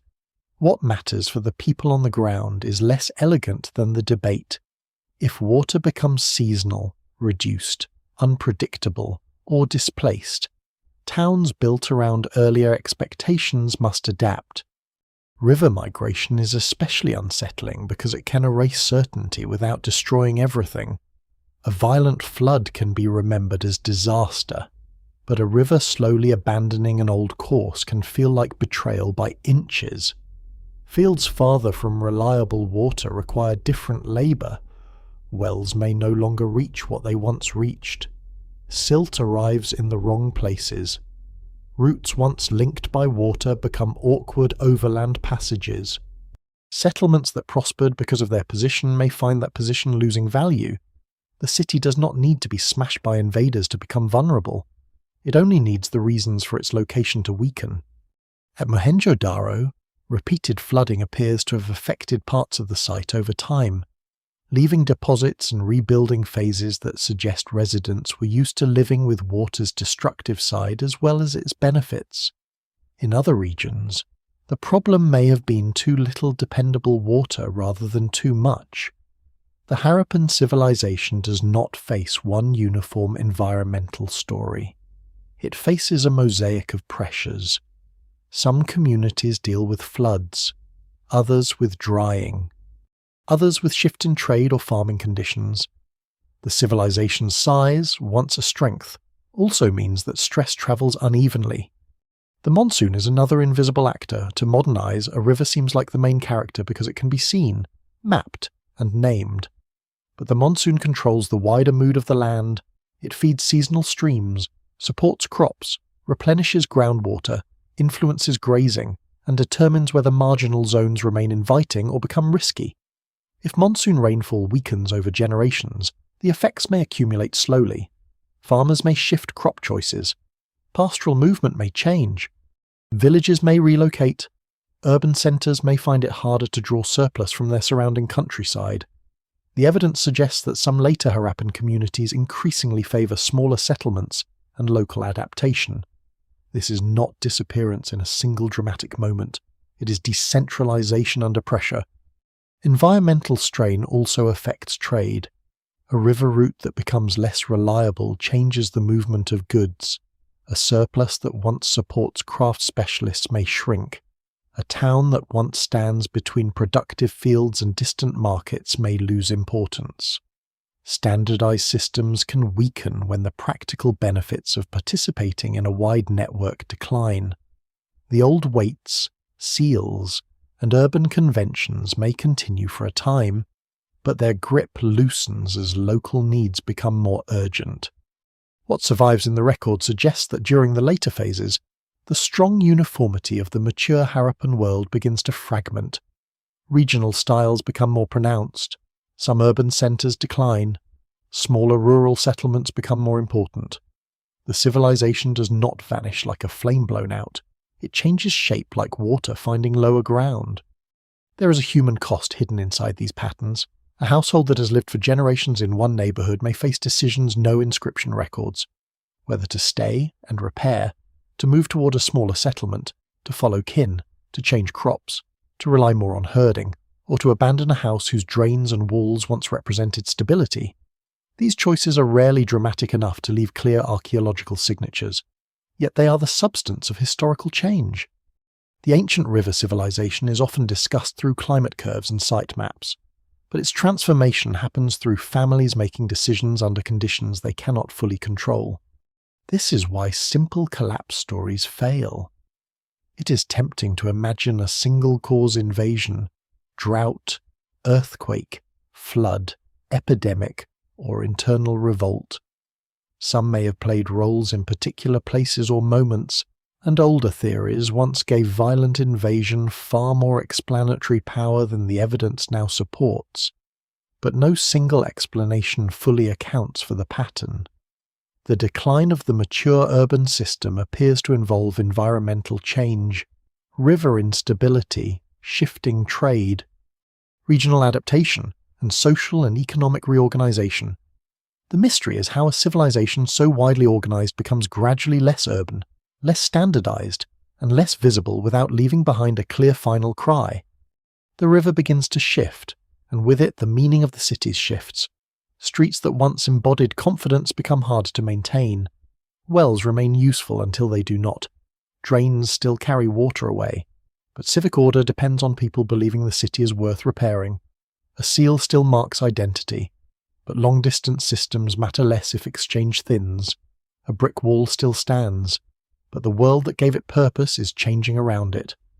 The old river civilization enters its turning point not as a people already defeated, but as a society forced to renegotiate every assumption it inherited from water. The channels move, the rains alter, the floodplains change their bargains, and the cities begin to hear, quietly and unevenly, the first language of decline. The city does not become silent in a single day. It thins. That is the more difficult truth, and perhaps the more human one. A street that once holds steady traffic carries fewer footsteps. A workshop still produces beads, but not in the same quantity, or not with the same range of imported stone. A house is repaired with less care than before, then partly abandoned, then reused by people whose lives no longer match the old urban plan. Drains clog, are cleared, clog again, and at some point are no longer treated as part of a shared civic system. Bricks from older walls may be taken for new, smaller needs. The city remains visible, but its inner rhythm changes. It is still inhabited, still useful, still full of memory, yet the dense order that once held it together begins to loosen like cloth worn thin at the fold. The decline of the mature Harappan cities is best understood as transformation, rather than simple destruction. Some settlements shrink, some are abandoned, some continue in altered forms, others gain importance as populations move toward regions where water, land, or social opportunity seem more reliable. The evidence remains incomplete, and each site has its own history. But across the wider civilization a pattern emerges. Large urban centers lose their earlier dominance. Long-distance standardization weakens, and local cultures become more visible. The great uniformity of the mature period gives way to a more regional world. This is not the same as the disappearance of the people. It is the fading of a particular urban system. In places like Mohenjo-Daro, the later occupation levels suggest a city living with strain. Buildings are modified, spaces are reused, and the clarity of earlier planning becomes harder to maintain. The grand civic order that once organized streets and drains does not simply vanish, but it seems less consistently renewed. Elsewhere, at Harappa and other sites, changes in pottery, burial practices, craft production, and settlement organization point toward shifting habits. Some older forms continue, others change. The world does not wake up one morning and stop being Harappan. Instead, people continue to live through inherited objects and practices while adjusting them to new circumstances. A seal tradition may fade before a memory of its meaning fades. A weight system may lose importance before trade itself disappears. A brick ratio may survive as habit long after the authority behind it weakens. Trade networks show signs of contraction. The precise cubical weights and Indus-style seals that once reflect an integrated exchange system become less prominent in many later contexts. Foreign contacts with Mesopotamia also appear to diminish as the wider Bronze Age world changes. This matters because urban life depends on more than local grain. It depends on confidence that goods will move, specialists will be supported, and distant relationships will remain worthwhile. When exchange thins, craft specialists may adapt by producing for smaller markets, changing materials, or leaving cities where their skills are no longer sustained at the same scale. A bead maker whose family once worked with imported stones may turn to simpler goods, local patrons, or farming. Archaeology rarely captures such individual decisions clearly, but the broader material pattern suggests lives being reorganized around narrower horizons. The thinning of cities also changes social memory. A large city constantly teaches people who they are. Its streets repeat a shared order. Its wells and drains remind households that they belong to a civic system. Its markets bring strangers into patterned exchange. Its seals, weights, and workshops create habits that feel normal because everyone around them participates. When people leave for smaller settlements, the shared urban language becomes less forceful. Local practices matter more. Regional pottery styles grow stronger. Settlement layouts become less standardized. The civilization does not die, it decentralizes. One lesser known but important aspect of this transition is the shift toward ruralization in many areas. Populations do not simply evaporate from the landscape. In several regions, smaller settlements continue or multiply, suggesting that people move into village-based patterns better suited to changed environmental and economic conditions. This is a form of resilience, though not a romantic one. It may involve loss of urban comforts, reduced craft specialization, less access to distant materials, and the breaking of long-established ties, but it also shows that the people of the river civilization are not passive victims of collapse. They respond, they alter settlement choices, they adjust subsistence strategies. They carry forward parts of their culture in ways that are harder for archaeology to recognize because smaller, more local worlds leave quieter traces. There may have been suffering inside this adaptation. A shrinking city is not a gentle thing for everyone. Stored food can run low, work can become scarce. Families with strong ties to a neighbourhood may resist leaving until the cost of staying becomes too high. Those with access to land, animals, kin networks, or trade alternatives may move more successfully than those without. Disease, malnutrition, conflict, or social tension could have affected particular communities. Though the evidence varies and should not be exaggerated into a single universal catastrophe, scholars still debate the scale of hardship in different regions. What can be said with more confidence is that urban decline changes the texture of ordinary life. The great mystery is that this transition leaves no clear final witness. There is no readable lament carved into stone, no last royal inscription blaming drought, rebellion, enemies, or divine anger. The people do not explain why the old cities no longer matter as they once did. Their silence forces modern observers to follow indirect clues, abandoned rooms, altered pottery, changing settlement maps, reduced long-distance goods, weakened standardization, and environmental records that suggest shifting rivers and weakening monsoons. No single explanation fully accounts for the pattern, but together the clues show a civilization changing form under pressure. In the end, the cities thin into silence because the systems that made them dense begin to dissolve. The walls may remain for a while. The streets may still guide feet. The wells may still draw water. But the old confidence is no longer renewed at the same scale. People carry away what they can: tools, habits, stories, seeds, animals, kinship, perhaps words from a language now lost. Behind them, the city becomes increasingly still. Dust enters courtyards, bricks loosen, drains fill. The river moves elsewhere, or weakens, or becomes unreliable enough that the old urban bargain cannot hold. There is no single moment when memory ends. There is only the long withdrawing of a world from the forms that once made it visible. Beyond the ruins, the people continue. This is the part that collapsed stories often hide. A city can lose its old shape while its households survive. A trade system can weaken while families keep planting, herding, marrying, cooking, burying their dead, and teaching children the names of tools and animals. The mature Harappan world fades as an urban civilization, but the people who made it do not disappear into empty air. They move through the landscape in smaller groups, into villages, into new river zones, toward regions where rainfall is more dependable, toward relatives, fields, pasture, or opportunity.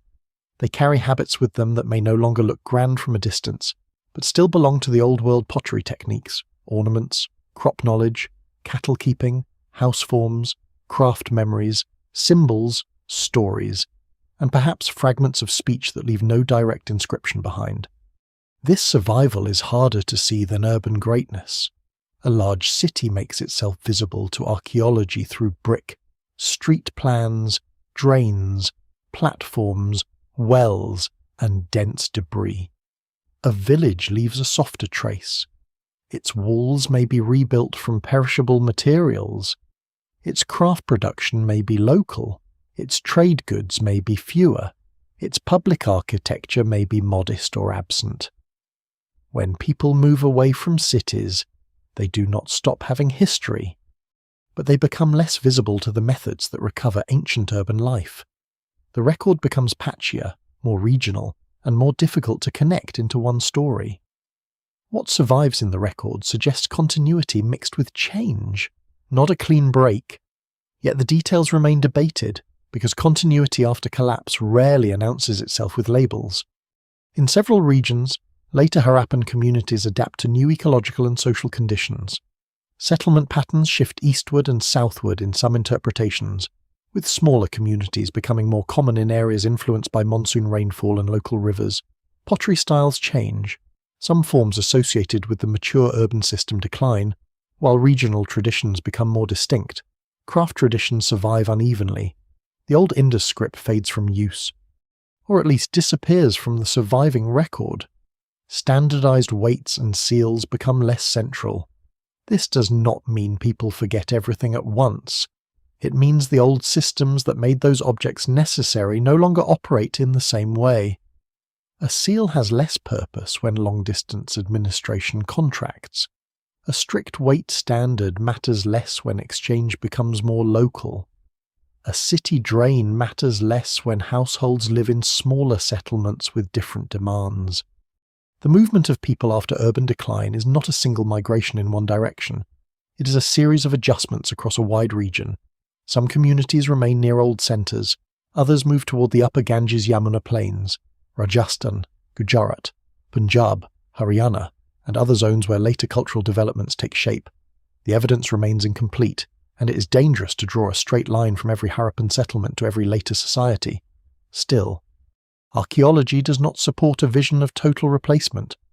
There are threads of local continuity in crops, animals, crafts, settlement habits, and perhaps ritual symbols, though their meanings may shift beyond recognition. The descendants of the ancient river world may have lived inside later cultures without carrying a remembered name for the vanished cities behind them.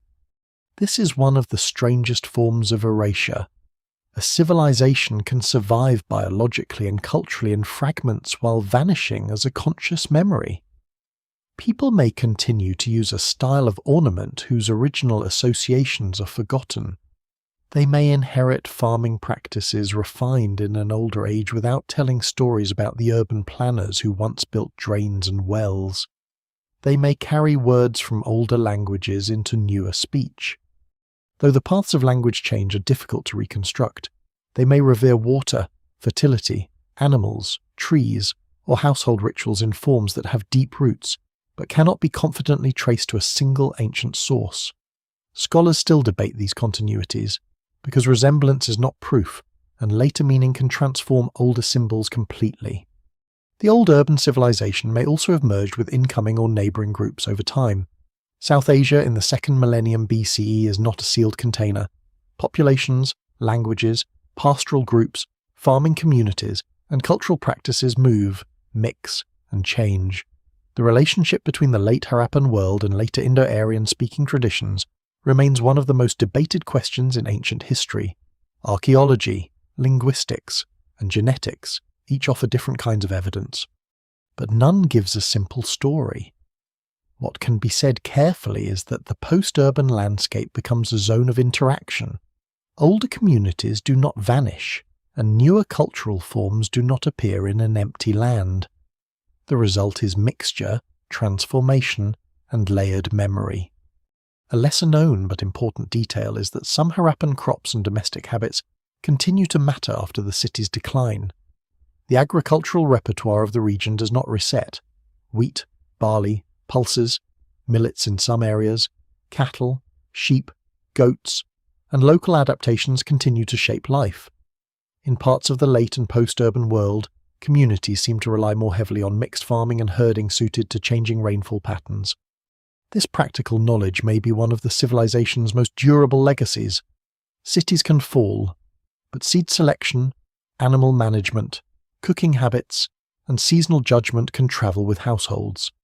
They do not require palaces, they require memory, repetition, and land. The survivors also carry loss. Leaving a city is not merely relocation, it is the abandonment of a dense social world.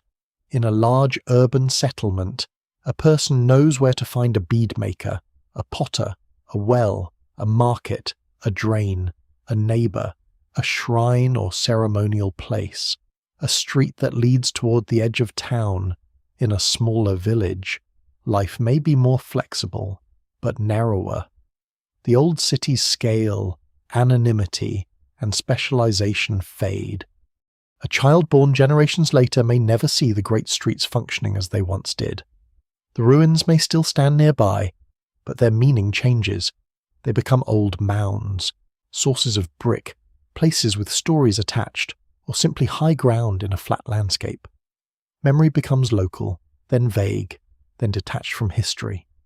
There is no known final Harappan storyteller who preserves the name of the cities for later ages. That absence does not mean no stories existed. People almost certainly told stories about floods, ancestors, migrations, abandoned places, strange old bricks, powerful animals, dangerous waters, and the reasons families moved. But oral memory changes. It compresses generations. It attaches old events to new names. It turns history into myth, and myth into custom. Without a written tradition that can be securely linked to the cities, the specific identity of the ancient river civilization dissolves. The people remain, but the civilization's name does not. Beyond the ruins, then, survival looks like transformation. It is quieter than the rise of cities and less dramatic than imagined catastrophe. But it is more truthful. The Harappan world does not simply end. It loosens into many smaller futures. Its people move into new landscapes, merge with other communities, reshape their ways of life, and carry traces that no longer come with labels. The old river civilization is erased from memory not because every line is cut, but because too many lines continue in altered form, woven into later worlds where their origin can no longer be clearly seen. A bead style, a crop, a cattle pen, a water habit, a village plan, a symbol without its first meaning. These are the afterlives of a civilization that survives without being remembered as itself. Memory does not treat all ancient worlds equally. Some civilizations survive in stories because they carve their own names deeply into stone, clay, ritual, and later imagination. Others leave ruins so enormous that no traveller can pass them without asking who made them. The ancient river civilization has remains of extraordinary scale, but it lacks the kinds of anchors that keep a culture visible across thousands of years. Its cities are vast, but not crowned with pyramids. Its planning is sophisticated, but not attached to known kings. Its seals are beautiful, but unread. Its trade is wide, but remembered mostly through foreign echoes. Its people continue beyond the collapse of the urban system, but they do not carry forward a clear public memory that says here were the builders of Harappa, here were the makers of Mohenjo-Daro, here was the river world that once held cities in brick and water. This is the memory gap, and it is as important as the physical decline. A civilization can be ruined by drought, river change, trade contraction, or social transformation, but erasure requires something more. It requires the breaking of recognition. Later people may live near ancient mounds without knowing their age. They may reuse bricks without knowing they're dismantling streets older than empires. They may farm over buried walls, dig wells through older debris, or tell local stories about strange ruins without connecting them to a vast Bronze Age world. The past is not always lost because it is hidden. Sometimes it is lost because it is too visible in the wrong way, reduced to ordinary earth, old brick, and useful material. The unread script is central to this silence. In Mesopotamia, clay tablets preserve names, transactions, hymns, disputes, myths, lists, and royal boasts. In Egypt, monuments and tombs preserve rulers, gods, images, and ceremonies on a scale that forces later ages to notice them. In the Harappan world, there are signs, but not yet a readable voice. A seal may once have carried a name or title instantly understood by its owner, but today it cannot identify the household, trader, official, deity, or group behind it with certainty. Without decipherment, the civilization remains trapped in material brilliance and personal anonymity. Scholars still debate the nature of the script itself, and until stronger evidence appears, the signs cannot provide the continuous memory that written traditions often create. The absence of obvious royal monuments deepens the problem. Later memory often attaches itself to individuals, whether they deserve it or not. A king becomes a handle by which an entire age is lifted. A dynasty gives a sequence. A battle gives a turning point. A temple inscription gives a date, a claim, a name, a boast. The ancient river civilization offers something more difficult: urban coordination without known rulers, shared systems without readable decrees, civic achievement without preserved propaganda. This may say something profound about the civilization's political culture, or it may simply reflect what has and has not survived. Either way, The result is the same. The past becomes harder to remember because it does not offer later storytellers a cast of named characters. Later South Asian history also develops powerful centres of memory elsewhere. The Vedic world, later kingdoms, epic traditions, urban growth in the Ganges basin, Buddhist and Jain communities, Mauryan power, classical Sanskrit culture, regional kingdoms, temple traditions, Islamic sultanates, Mughal rule, colonial histories and modern national narratives all layer themselves over the subcontinent's imagination. These later worlds are not disconnected from the land or from earlier populations, but they carry their own languages, texts, sacred geographies, and political memories. By comparison, the older river cities become mute ancestors without a family name. Their physical remains endure, but their place in remembered history is obscured beneath younger and more textually visible traditions. There may have been oral memories of ancient floods, abandoned settlements, powerful rivers, or old peoples, but oral tradition is fluid. It changes as communities move, mix, and reinterpret landscapes. A dry mound can become the setting for a local legend.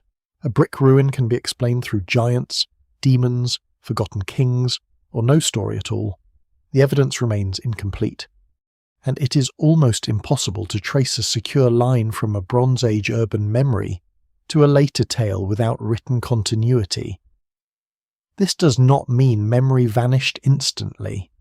It means that memory became detached from archaeological identity.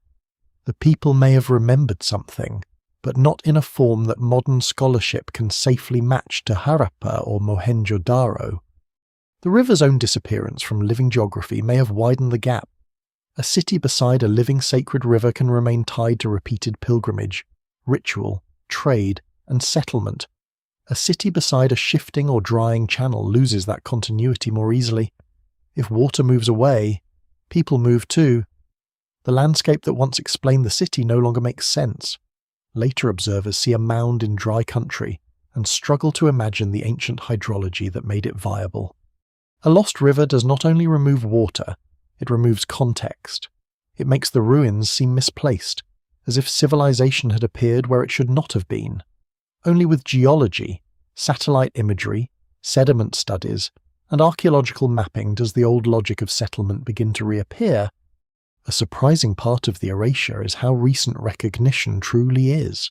For centuries, ancient bricks from Harappan sites were noticed, reused, and locally known. But their significance as part of a great Bronze Age civilization was not understood. In the 19th century, during railway construction and colonial surveying, ancient bricks from sites such as Harappa were taken for ballast and building, destroying evidence even as curiosity slowly increased. The civilization was not fully recognized as a major ancient urban tradition until the 20th century, when excavations at Harappa and Mohenjo-Daro revealed its true antiquity and scale. A world that had flourished more than 4,000 years ago entered modern historical consciousness only after part of it had already been damaged by the modern world's own hunger for materials. This late rediscovery shaped how the civilization was understood. At first, it had to be fitted into frameworks created for Egypt, Mesopotamia, and later Indian history. Scholars looked for kings, temples, texts, invasions, and familiar collapse patterns. Some early interpretations reflected the assumptions of their age, including ideas about external invaders or sharp cultural breaks that later evidence has complicated or weakened. As research grew, the civilization became both clearer and more mysterious. Its scale expanded, its regional diversity became more apparent, its environmental setting became more complex, its script remained unread, its memory gap did not close, it became more carefully defined. The erased river civilization, then, is not erased in the sense of total destruction. It is erased in the sense of interrupted recognition. Its cities are real, its people are real, its craft, trade, planning, and water systems are real. But the thread connecting those realities to later named memory is frayed almost beyond recovery. The civilization survives as archaeology before it survives as story. It returns through excavation rather than inheritance, through seals rather than scriptures, through drains rather than dynasties, through dry channels rather than living chronicles.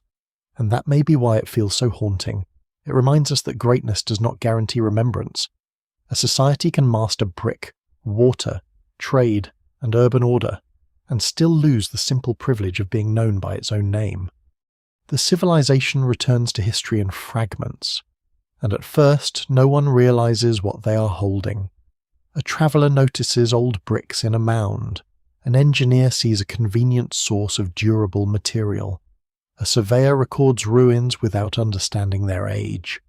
Local people know that certain places contain ancient debris, but ancient debris alone does not reveal a civilization.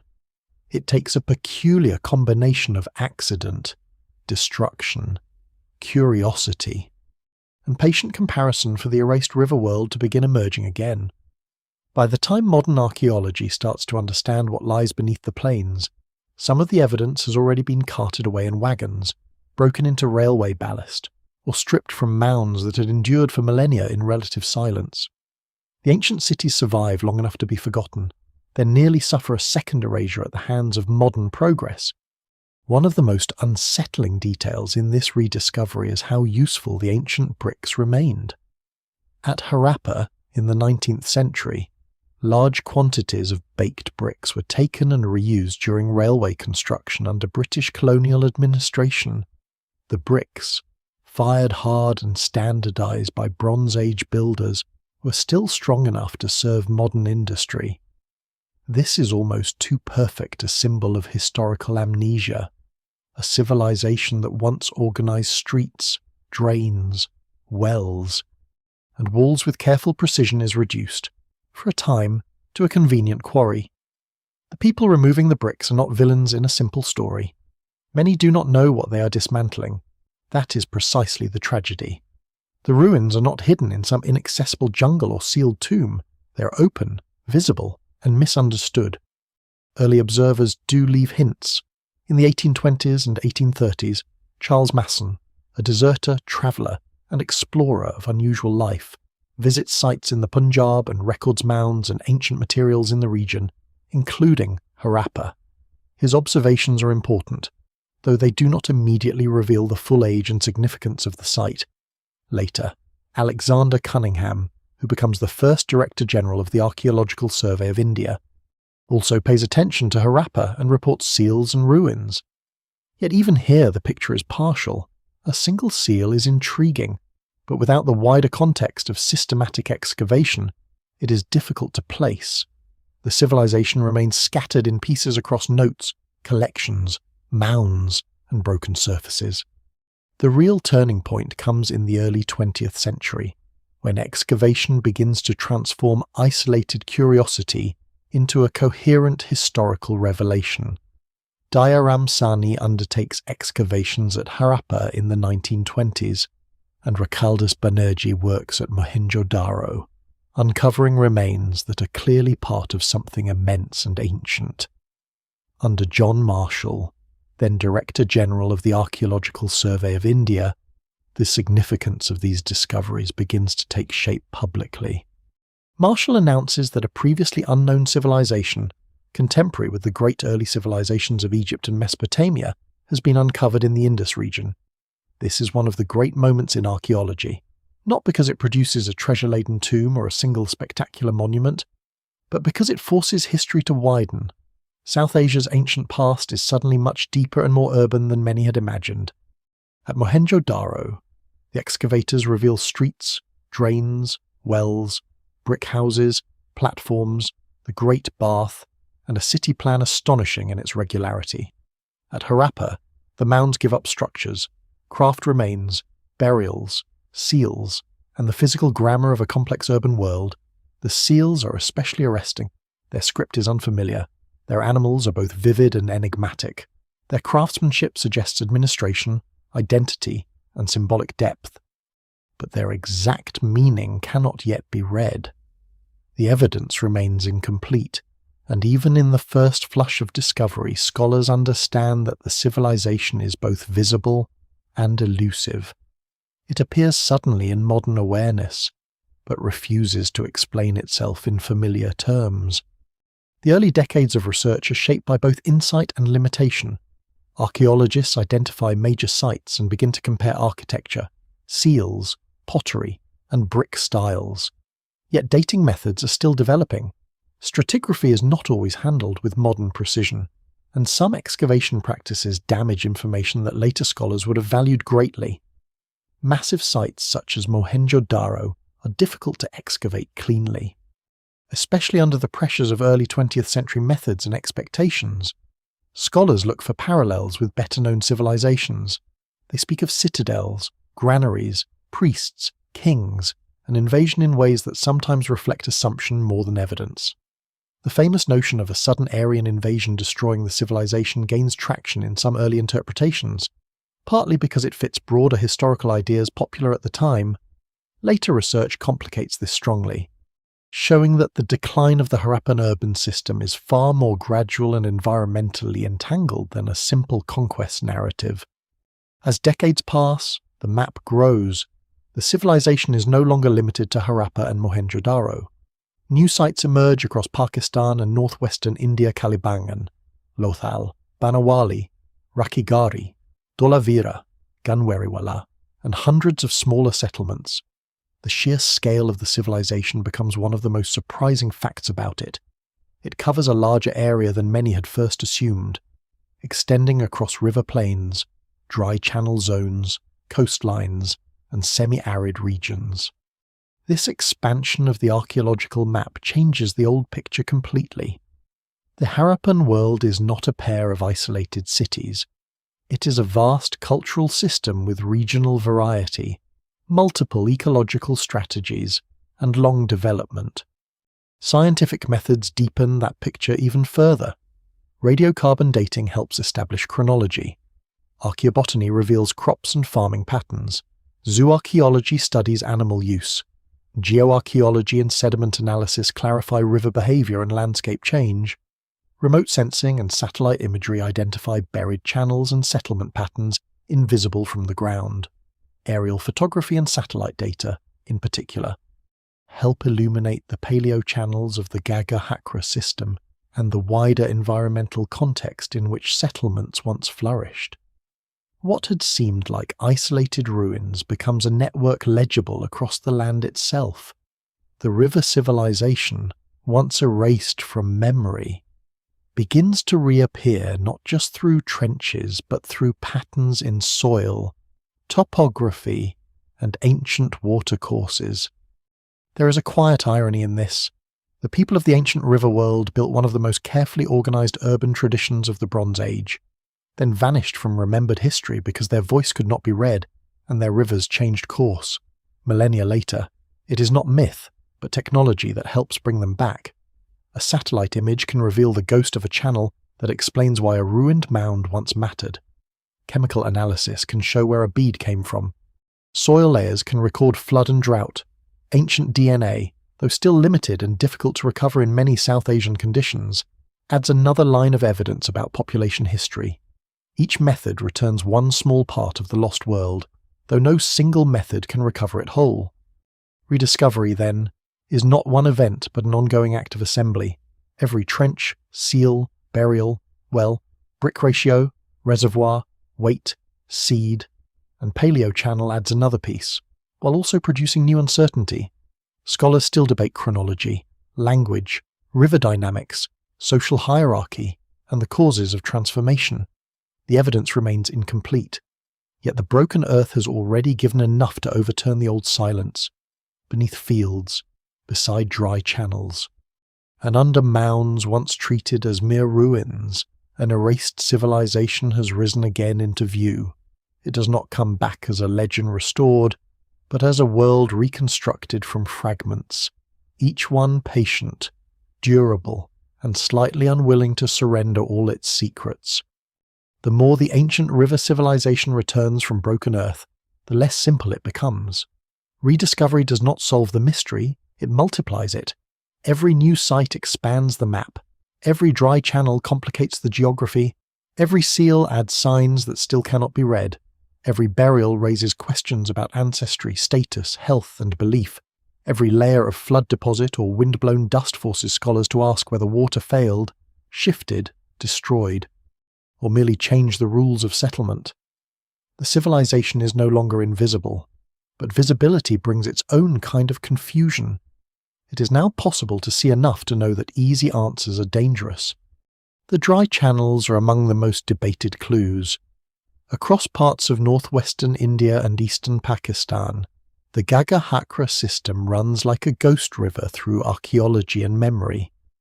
Many Harappan and related settlements lie near these old courses, and this has led to intense discussion about how much water once flowed there, when major channels shifted, and whether ancient traditions of a great river can be connected to these landscapes. Some researchers argue that older Himalayan-fed rivers may once have contributed to channels in this region before changing course. Others emphasize that during the mature Harappan period, many settlements may have relied more on monsoon-fed seasonal systems rather than a large perennial river. The evidence remains incomplete, and the timing matters enormously. A river that flowed strongly thousands of years before urban growth cannot be used in the same way as a river that sustained cities at their height. The land preserves traces, but those traces require careful dating, and careful dating often makes the story more complicated rather than less. Climate debates follow the river debates closely. Many studies point toward weakening monsoon patterns and increasing aridity as important factors in the transformation of the Harappan world. But climate is not a single lever. It does not pull every city down at the same moment. Some regions may have become drier, others may have remained usable. Some communities may have shifted crops, moved settlements, relied more on herding, or adapted to local water sources. The mature urban system may have been vulnerable not because every field failed, but because the wide network depended on many regions remaining reliable at once. When enough links weaken, the system loses coherence. No single drought fully accounts for this. The more plausible picture is cumulative stress, unevenly distributed across landscapes and generations. Then there is the older question of invasion. For much of the 20th century, popular versions of the story imagined the Harappan cities destroyed by invading Indo-Aryan groups, a dramatic collision between urban people and newcomers. This idea once seemed attractive because it offered clear characters, violence, and a sharp ending. But archaeology has not supported such a simple destruction narrative. The decline is too gradual, too regional, and too entangled with environmental and economic change. There is evidence of population movement and cultural interaction in the broader region after the mature Harappan period, and the arrival or spread of Indo-Aryan languages remains an important subject of linguistic, archaeological, and genetic debate. But that is different from saying that invading armies smashed the cities in one catastrophic wave. The older invasion story survives in popular imagination because it is easy to tell. The evidence points to something slower, stranger, and harder to dramatize. Identity is even more delicate. The Harappan people have been claimed by many modern narratives, sometimes with more certainty than the evidence permits. Their language has been identified by different scholars and enthusiasts as Dravidian, Indo-Aryan, Munda, or something lost.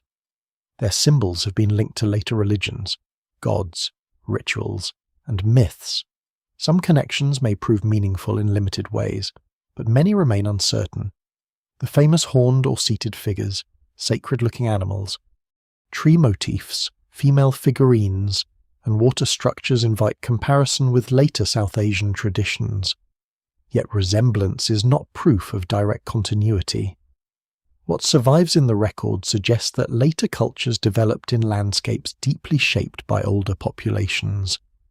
But the precise meanings of Harappan symbols cannot be confidently translated through later belief alone. The danger is not in noticing possible continuities. The danger is in forcing the silent evidence to say what modern people want to hear. The script remains the hardest lock. Serious scholars have proposed linguistic readings, statistical models, and sign classifications. Some argue the signs encode language, others have suggested they may be a non-linguistic symbol system used for administration or identity. The strong patterning of signs makes many researchers treat it as writing, or at least as a highly structured communication system, but the shortness of inscriptions prevents certainty. Popular decipherments appear regularly, often announcing that the mystery is finally solved. Most collapse under scrutiny because they depend on circular reasoning, selective sign readings, or assumptions about the underlying language that cannot be independently proven. Until a long inscription, a bilingual text, or some equally decisive clue appears, the Harappan voice remains just out of reach. Even collapse itself may be the wrong word if used too carelessly. The mature urban system declines, but life continues. Cities shrink, yet villages persist. Standards weaken, yet traditions survive. Trade contracts, yet local exchange remains. The people adapt. Calling this only a collapse can make it sound like failure, when it may also be seen as reorganization under pressure. Still, the loss is real. Large cities cease to function as they once did. Writing or marking systems fade. Long-distance standardization weakens. Civic infrastructure no longer defines life at the same scale. The civilization's most visible form disappears, even as many of its human threads continue into later worlds. The dry channels hold all these debates together because they show how closely memory, landscape, and evidence can blur. A riverbed can become a geological fact, a settlement clue, a cultural symbol, and a modern argument all at once. To understand it, scholars must separate sediment from story, dating from desire, and possibility from proof. The ancient river civilization deserves that care. It is mysterious enough without being turned into fantasy. Its real history is already astonishing. A vast Bronze Age urban world with planned cities, unread signs, far-reaching trade, unusual political silence, environmental vulnerability, and a transformation so gradual that it vanished from memory while its people continued to live. In the dry channels, the mystery is not that nothing can be known. The mystery is that so much can be known, and yet the most human questions remain unanswered. What the river still holds is not a single answer, but a pattern of survivals. It holds the memory of water in places where water no longer runs. It holds the foundations of cities whose names are modern labels rather than ancient voices. It holds seals marked by signs that may once have identified people, offices, goods, gods, or households, but now remain closed to every reader. It holds the story of a civilization that mastered practical order without leaving behind the kind of loud royal memory that later history knows how to preserve. And it holds a warning that is quieter than catastrophe. A society can be immense, skilled, connected, and deeply rooted in its environment, yet still become almost invisible when the conditions that support memory begin to fail. By now, the ancient river civilization no longer appears as a simple lost world. It is too large, too varied, and too subtle for that. It is not merely Harappa or Mohenjo-Daro, though those cities remain central to its rediscovery. It is also Dholavira with its reservoirs and stonework, Raigigari with its scale and continuing research, Lothal and other coastal sites looking toward the Arabian Sea, Kalibangan with its fire altars or ritual installations whose exact meanings remain debated, Ganrewala still less fully excavated, and hundreds upon hundreds of smaller settlements that filled the spaces between fields, channels, deserts, coasts, and routes. The civilization's strength lies not only in its great cities, but in the network that made those cities possible. Remove that network, and the monuments of daily order begin to lose their force. Its legacy is easiest to see in the things that endure physically: bricks, drains, wells, beads, weights, pottery, ornaments, shells, copper tools, and seals. Yet its deeper legacy may lie in habits that do not preserve themselves as neatly. A way of organizing water, a trust in measurement, a knowledge of crops suited to difficult land, a familiarity with cattle, grain, cotton, clay, and seasonal risk. A tradition of craft precise enough to make small objects travel across the ancient world. A social imagination capable of planning cities without leaving behind obvious monuments to individual rulers. These are not small achievements. They are the architecture of survival. And still, the civilization resists becoming a lesson too quickly. It is tempting to turn it into a moral about climate, or urban planning, or forgotten knowledge, or the arrogance of civilizations built beside unstable rivers. There is truth in some of that, but not the whole truth. The Harappan world does show that environmental change can unsettle even long-lived systems.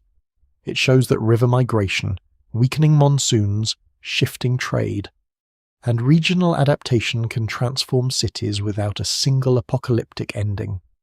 But it also shows resilience.